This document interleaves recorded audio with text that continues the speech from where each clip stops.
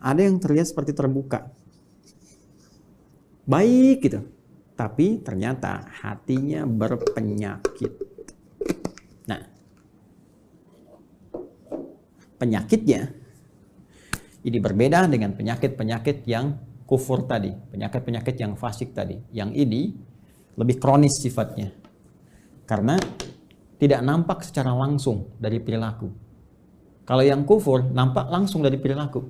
Ya, penyakitnya dari fahsya misalnya, muncul apa? Pornografi, nonton gambar-gambar yang tak bagus, video-video yang buruk, yang itu pornografi itu akan membawa kepada tingkat yang lebih serius. Bahkan nanti ke LGBT ini riset. Dari riset ini nanti. Jadi kalau dari mohon maaf tuh pornografi itu candu yang sangat luar biasa. Itu pornografi itu lebih bahaya dari narkoba. Narkoba aja sudah bahaya. Ya, apalagi pornografi naik nanti itu pengantar kepada LGBT, itu yang paling bahaya. Ke atasnya lagi. Nah, ini teman-teman sekalian, itu fahsya. Kata-kata kotor, jorok dan sebagainya. Ya, mencuri, membunuh, merampok dan sebagainya itu mungkar.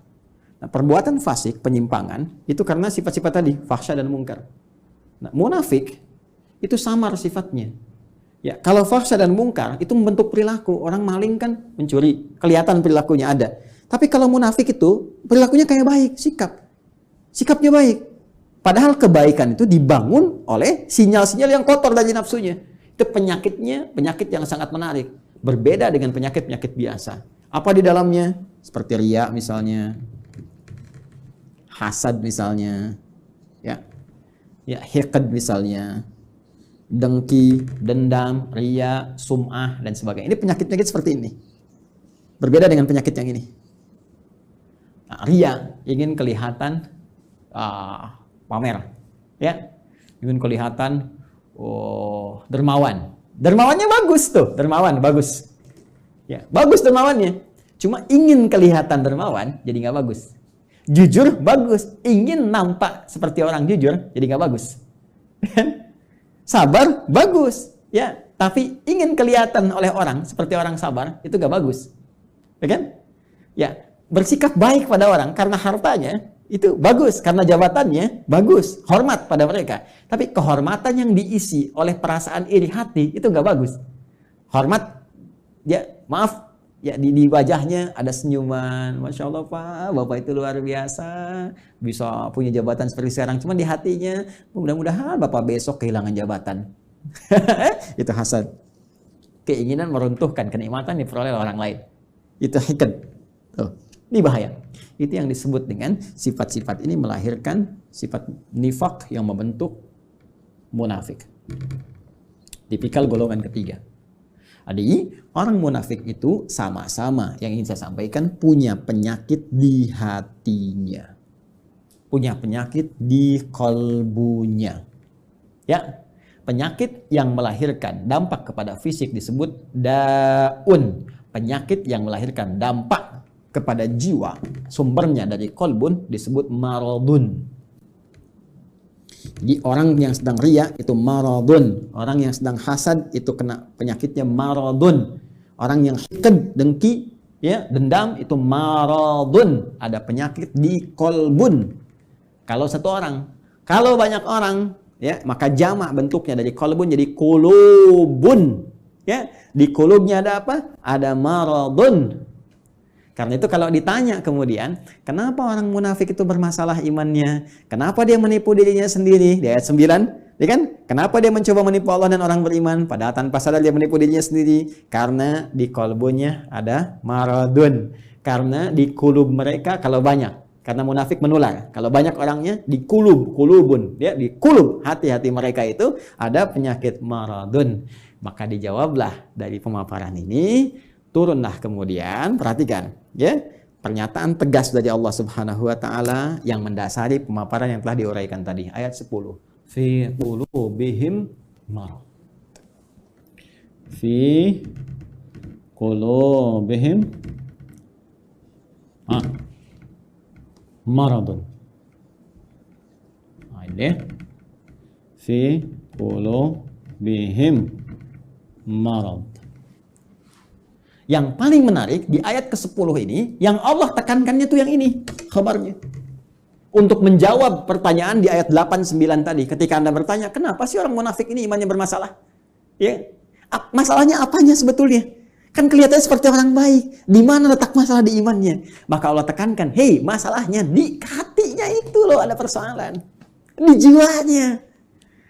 Ada masalah besar di hatinya yang nggak sama seperti orang normal. Ini orang nggak normal, kelihatan baik tapi hatinya berpenyakit. Kan? Ini yang ingin ditekankan. Di persoalan utama orang munafik itu ada pada jiwanya. Ini kembali ke sini tadi ini. Ini yang sedang dikuasai oleh setan dengan penguasaan yang sangat dahsyat sehingga nggak nampak seperti orang-orang fasik, nggak kelihatan seperti orang kafir yang menutup diri, yang jelas perilakunya, ya jelas nih arahnya jelas. Ini samar kelihatannya. Kenapa? Karena ada bahaya di sini nih. Dan bahayanya apa? Jenisnya. Anda bertanya lagi, apa ya Allah jahat? Jenisnya apa? Bahayanya apa? Penyakitnya bagaimana? Marad nih. Fi qulubihim marad. Nah, ini ada penyakit-penyakit samar yang nggak nampak secara langsung, nggak kelihatan. Ya, nggak kelihatan, tapi lewat perilaku itu bisa terdeteksi. Nanti yang bisa melihatnya adalah nilai-nilai keikhlasan. Benar nggak nih? Saya mau menyumbang Pak untuk renovasi masjid. Kelihatannya di sini ada renovasi. Oh iya Pak, Masya Allah, Alhamdulillah. Sampai sini masih bagus. Berapa Pak kebutuhannya? 5 miliar. Nggak usah. Biar Pak, nggak usah buka sumbangan. Biar saya aja yang nyumbang. Kan? Sampai sini masih bagus. Benar Pak, iya nggak apa-apa. Ikhlas Pak, karena Allah. Bismillah. Nih 5 miliar. Tapi mohon Pak ya, nanti pas Jumatan dikasih tahu bahwa saya mengatasi semuanya ini. Kalau perlu di akun Bapak sebarkan dari Sabang sampai Merauke. Nah, mulai muncul. Jelas ya? Nah, ini hal-hal demikian. Nanti kalau ini dikuasai terus, dipelihara terus, maka mulai nanti muncul tindakan-tindakan anarkis dalam kehidupan. Terbawa nanti. Mula-mula nggak enak fisik. Ini penyakit munafik ini berbahaya. Marad itu lebih berbahaya daripada da. Ya, pusing karena penyakit fisik. Ya, telat makan, asam lambung naik, pusing dan sebagainya. Itu obatnya obat fisik. Dawa, minum sesuatu, ya, enak, nyaman, sudah selesai. Tapi karena munafik, ini bahaya. Pusing karena ria, repot tuh. Obatnya nggak ada di rumah sakit. Ya, silahkan datang ke rumah sakit, konsultasi pada dokter spesialis. Saya pusing dok. Di mana Pak? Hampir semua keadaan kepala saya, depan, kanan, kiri, belakang pusing. Apa gejala yang dirasakan? Itu Pak, kalau tetangga saya beli handphone baru, saya pusing yang kanan. Kalau dia beli kulkas, pusing yang kiri Pak. Kalau dia pesan sesuatu yang baru, oh pusing yang depan. Nah itu, ini pasti yang ini nih. Ya, ini bahaya. Fazadahumullahu marada, kalau dia nggak taubat, terus dipelihara, dikoleksi, apalagi dihiasi oleh setan dengan hiasan-hiasan fatamorgana, ya, nanti dapat ini loh, dapat itu loh, ya, terus dikemas seperti Abdullah bin Ubay bin Salul, ingin dapat kedudukan di Madinah, terus dia pura-pura, ya, beriman, ya, supaya dapat simpati, terus pakai pakaian seperti orang beriman, supaya dapat perhatian-perhatian, dekat dengan Nabi, tapi di belakang merencanakan hal buruk, ya. Anti terhadap Nabi, ya, mau bahkan mengeksekusi Nabi, bikin tempat makar kepada Nabi dan sebagainya, Masjid Dirar itu kan, dan seterusnya, sampai wafat dalam keadaan yang mengenaskan.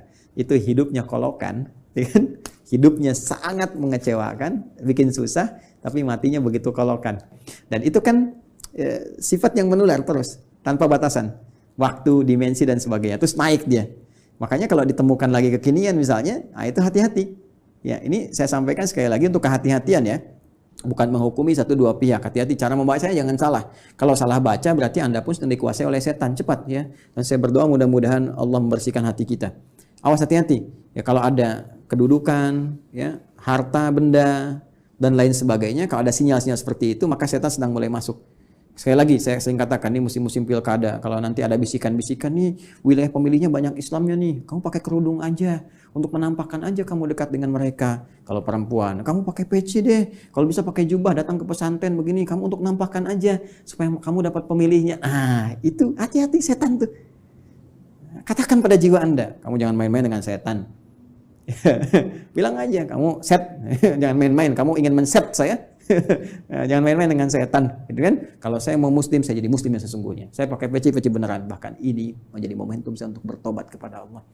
Kalau saya dipilih, saya akan jadi pemimpin yang benar. Ya, saya akan dipilih pejabat yang benar. Jadi muslim yang benar. Nah itu.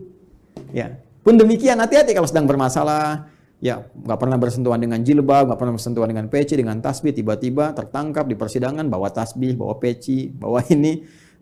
Kalau motivasinya bagus, jalan untuk bertobat baik. Tapi kalau dorongannya udah untuk menarik perhatian hakim, juri, supaya ada kasihan, unsur kesolehan, pakai aja ini. Itu pun dikuasai oleh ini. Kalau tidak ada perubahan yang berarti. Ya, ingat saya menyampaikan ya sebagai gambaran objektif karena dari dulu ada seperti ini. Kalau muncul lagi sekarang, berarti kita bisa hindari. Ingat ya, kita tidak menghukumi satu atau dua pihak, tapi pelajaran kita bersikap objektif untuk melihat dan mengoreksi diri. Kalau ingin berubah, alhamdulillah. Kalau tidak, itu pilihan, tidak pernah ada paksaan. Ya, ini cara